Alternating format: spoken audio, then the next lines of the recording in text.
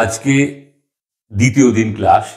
এই দ্বিতীয় দিনের ক্লাসে যেটা তোমাদের একটা গুরুত্বপূর্ণ কথা বলবো সেটা হচ্ছে আমি যেরকম লিখেছি আজকে আমি করাবো কোষে দেখি 1.1 পেজ নাম্বার 4। যে ডেটে ভিডিওটা প্রকাশ হলো সেই ডেটটা, কোন চ্যাপ্টার করাচ্ছি, পেজ নাম্বার কত, কোন বই, কেসিনাথ না সরকারি মধ্যশিক্ষা পর্ষদের বই, সেইটা একটা ডায়েরিতে ডেট ওয়াইজ লিখবে এবং কোন কোন অঙ্কগুলো করিয়েছি সেগুলো লিখে তোমরা ডায়েরিতে নোট করে দেবে। কেন বলছি এটা, পরে যদি তোমাদের দরকার পড়ে তোমরা ওই ডেট ওয়াইজ দেখে নিলে এইটা কোথায় আছে ডায়েরিটা খুলে, তারপরে ওই চ্যানেলটা, ইউটিউব চ্যানেলটা আমাদের যে সহজ পাঠ চ্যানেল, সেটা থেকে দেখে তোমরা বের করে নিলে। ঠিক আছে, এটা তোমরা রেখে দেবে। আজকে আমরা তাহলে কোষে দেখি 1.1 এর প্রথম অঙ্কটা যেটা করাচ্ছি, একটি বাঁশের দৈর্ঘ্যের 1/3 অংশ লাল রং, 1/5 অংশ সবুজ রং, বাকি 14 মিটার হলুদ রং দিয়েছি। তাহলে বাঁশটি কত মিটার লম্বা? বাঁশটা কত মিটার লম্বা আমি জানি না, তাহলে এইখানে আমি বীজগণিতে যেহেতু শিখেছি বীজগণিত পদ্ধতিতে যাই, আমি ধরে নিই বাঁশটি x মিটার লম্বা, দিয়ে তারপরে আমরা প্রশ্নানুসারে চলে আসব। হ্যাঁ, কিরকম করছি, অঙ্কের নাম্বারটা হচ্ছে 4 নাম্বার।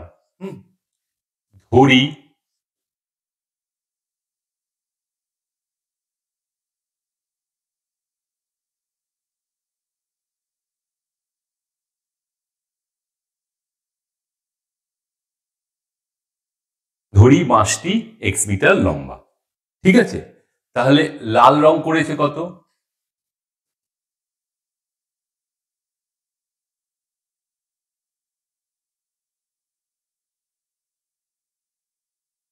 লাল রং করেছে x/3 মিটার।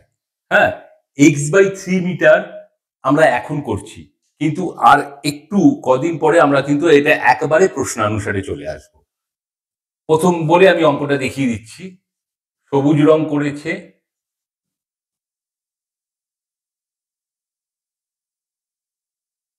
সমগ্র বাঁশের 1/5 অংশ, তাহলে x/5 মিটার। এবার তোমাদের স্বভাবতই মনে প্রশ্ন আসতে পারে যে ওখানে অংশ আছে, এখানে মিটার কেন করলাম? কারণ আমরা ধরে নিয়েছি বাঁশটি x মিটার লম্বা, কারণ ওখানে দিয়েছে মিটার, কোথা থেকে পেলাম? হলুদ রং, বাকি রংটা হলুদ রং করেছে, ওটা 14 মিটার, তাহলে এখানে একক হচ্ছে মিটার, তাই জন্য আমরা মিটার ইউজ করেছি। তাহলে এবার আমরা করে নিচ্ছি প্রশ্নানুসারে।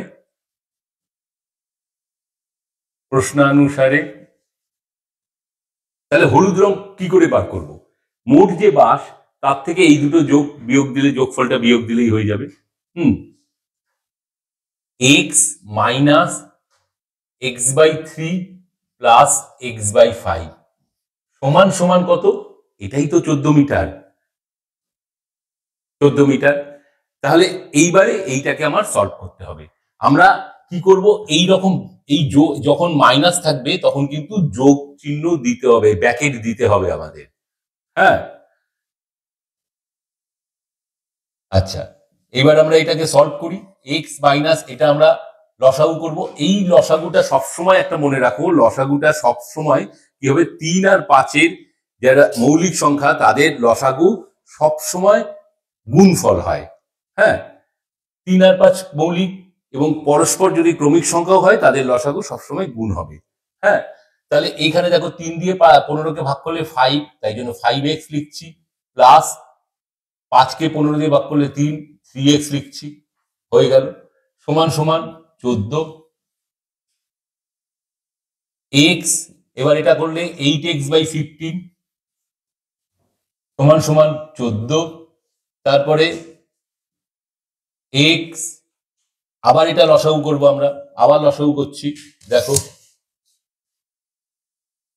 15 15x মাইনাস 8x সমান সমান 14। আর আমার এখানে জায়গা হচ্ছে না, আমি উপরটা মুছে দিচ্ছি, দিয়ে উপরে আসছি। হ্যাঁ, তাহলে 7x, এটা বিয়োগ করলে কত হয়? 7x/15 সমান সমান 14। ঠিক আছে, এগুলো মুছে দিই।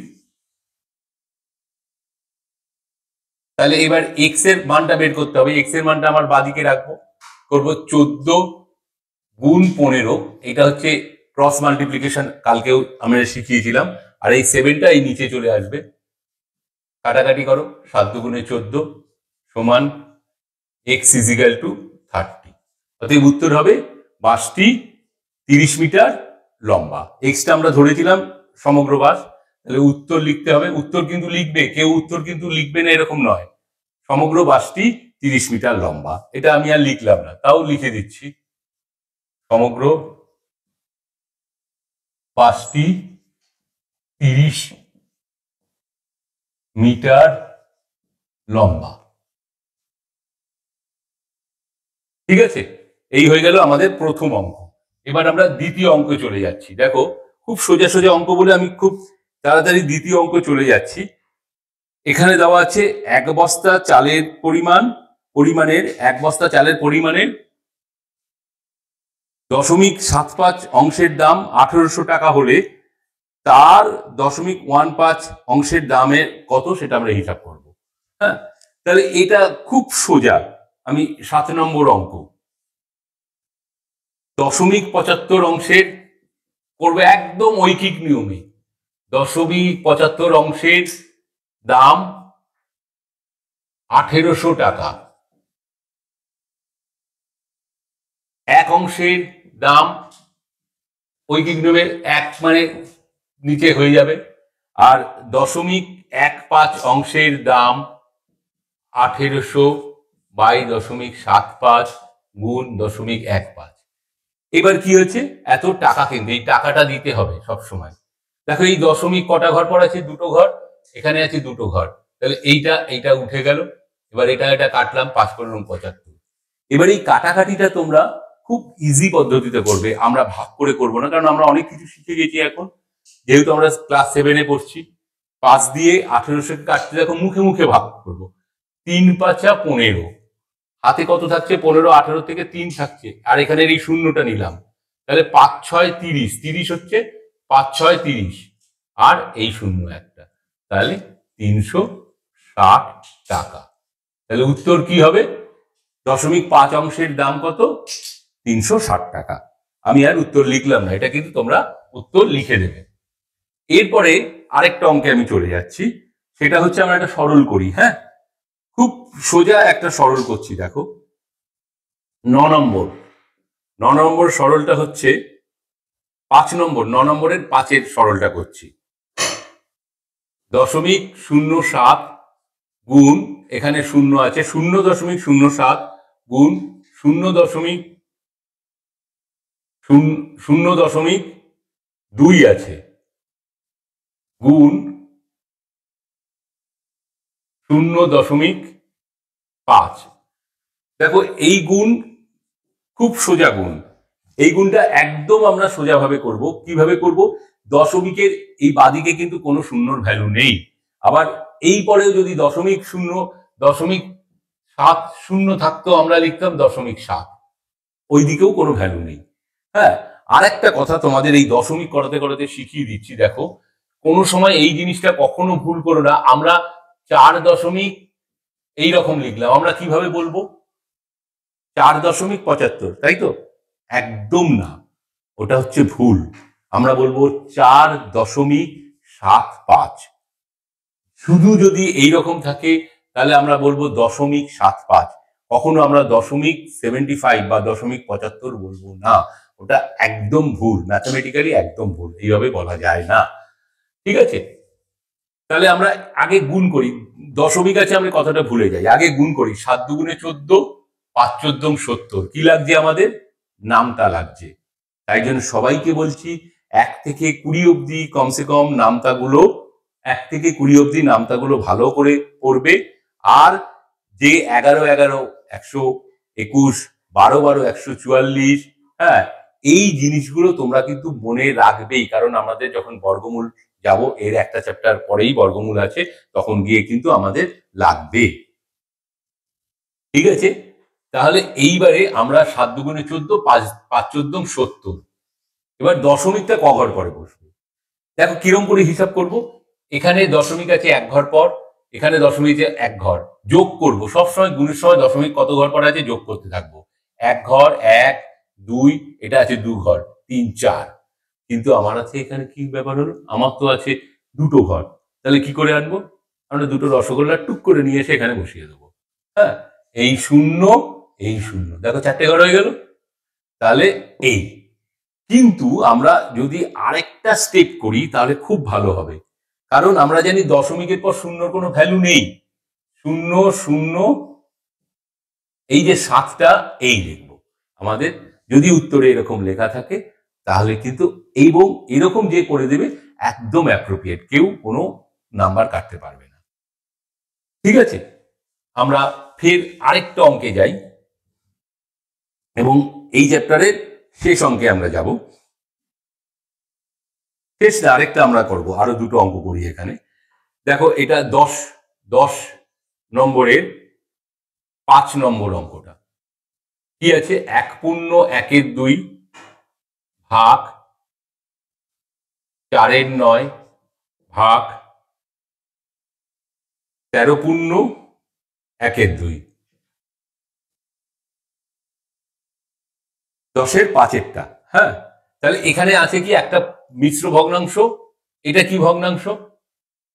প্রকৃত ভগ্নাংশ। কেন? আমি আগের দিন ক্লাসে বলেছি, লবটা যদি ছোট হয়, হরটা যদি বড় হয়, তাহলে প্রকৃত ভগ্নাংশ। আর এটাও মিশ্র ভগ্নাংশ। মিশ্র ভগ্নাংশ মানে কি, একটা এক পূর্ণ বলছে 1.1/2, 1 আর 1/2, 1.1/2। তাহলে এটাকে আমার এমনি ভগ্নাংশে নিয়ে আসবো কি করে, 2 অক্ষে 2 আর 1 যোগ করবো, 3/2 ভাগ 4/9 ভাগ 13 দুগুণে 26 আর 1-এ 27/2। ঠিক আছে, তাহলে এবার দুটো ভাগ আছে, আমরা কি করব, প্রথমে একটা ভাগকে উল্টাবো, গুণ 9/4, তার সাথে সাথেই আমরা আরেকটা ভাগকেও উল্টে দিতে পারি। হ্যাঁ, কিরকম উল্টে দিই, আমি একবারই করে দিচ্ছি, 2/27। ঠিক আছে, এইভাবে আমরা করে দিলাম।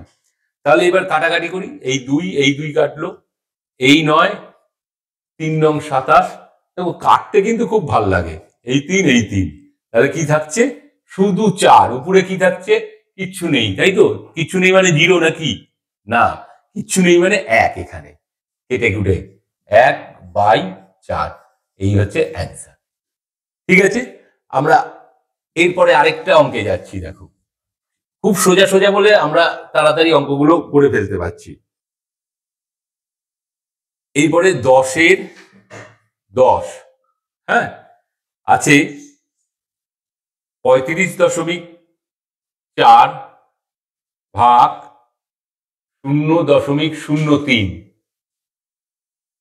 গুণ 0.06। তাহলে কি করব, আমরা দশমিকের পদ্ধতিতে আগে করি, 35.4 গুণ 1/, ভাগ মানে 1/, আগে ভাগের কাজ করতে হবে, 0.03। এই প্রসঙ্গে আমি বলে রাখি, একটা ফর্মুলা আছে, সেটা হচ্ছে বদমাস, BODMAS, B for bracket, O for of মানে এর, D ফর ডিভিশন মানে ভাগ, M ফর মাল্টিপ্লিকেশন মানে গুণ, A ফর অ্যাডিশন মানে যোগ, S ফর সাবট্রাকশন মানে বিয়োগ। শুধু আমি এটা লিখে দিচ্ছি, তোমরা নোট করে নাও, এটা কিন্তু লাগে, এই সরল অঙ্ক করতে গেলে লাগে। হ্যাঁ, বদমাস। তাহলে এখানে ভাগটা আগে হবে, ডিভিশন আগে আছে, দিয়ে আছে মাল্টিপ্লিকেশন। কোনো কোনো ক্ষেত্রে কিন্তু আমরা অন্য সময় কোনো কোনো কিছু অঙ্ক আছে যে প্রসেসটা দেখাবো, তখন গুণ ভাগ একসাথেও করা যায়, বা অন্যভাবে আমি দেখিয়ে দেবো যখন আসবে অঙ্কে। আর এটা আছে 0.6। ঠিক আছে, তাহলে দেখো 0.6, তাহলে এটা আছে 0.6, 0.06। দেখো এইখানে ক ঘর পর দশমিক আছে, 2 ঘর, এখানে 2 ঘর, তাহলে আমরা দশমিক গুলোকে ভাই হটে যা, সরে গেল। এবার 3 দিয়ে 6-কে কাটলাম 2, এবার এটা গুণ করে দেবো। তুমি ওখানে বসিয়ে গুণটা করতে পারো রাফে, কিন্তু আমি মুখে মুখে করছি, এখন তোমরা বড় হয়ে গেছো, মুখে মুখে করতে হবে। 4 দুগুণে 8। ঠিক আছে, দশমিকের কথাটা ভুলে যাও, 4 দুগুণে 8, 5 দুগুণে 10-এর 0, হাতে 1, 3 দুগুণে 6 আর 1-এ 7, তাহলে হয়ে গেল। এবার দশমিক ক ঘর করে পড়বে? এর আগে দশমিক আছে? নেই। এর আগে আছে এক ঘর, তাহলে এই তোমার এই হচ্ছে উত্তর। ঠিক আছে, এটাকে আমরা ভগ্নাংশেও করতে পারি। 35.4 কে 354/10, এটাকে 100, দুটো, এর এখানে দুটো। পরে যখন আরো অঙ্ক আসবে তখন আমরা এরকম অঙ্ক করতে করতে যাব। এই অঙ্কটা আমাদের ক্ষেত্রে এইটাই। তাহলে আজকের ক্লাসে এই পর্যন্ত আমরা করালাম। আবার নেক্সট ক্লাসে আমরা এর পরের লেসনটা করব। বাকি অঙ্ক তোমরা কিন্তু অবশ্যই বাড়িতে করবে। কোনো অঙ্ক আটকালে তাহলে তোমরা সেটা আমাকে জানাবে, স্ক্রিনে ফোন নাম্বার আছে সেখানে, অথবা কমেন্ট করবে। আর চ্যানেলটাকে সবাই ফলো করো এবং সবাই বন্ধু বান্ধবদের ভালো অঙ্ক করার জন্য সাবস্ক্রাইব এবং লাইক করতে বলে দাও।